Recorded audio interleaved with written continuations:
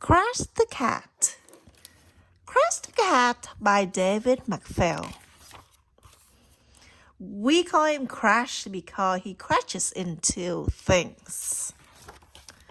He crashed into Kate's drum.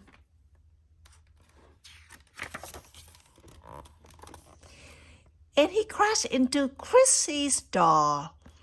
Here he comes. Crash! Here he comes. Crash!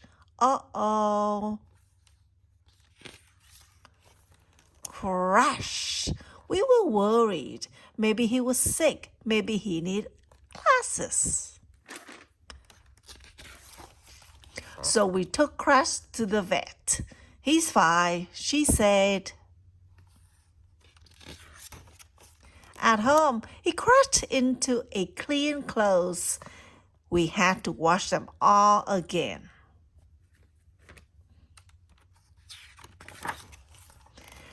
Crashed is a lot of work, but he lets us carry him and he lets us dress him up. And he always sleeps with us. One night, we heard a crash. Crash! Where was our cat?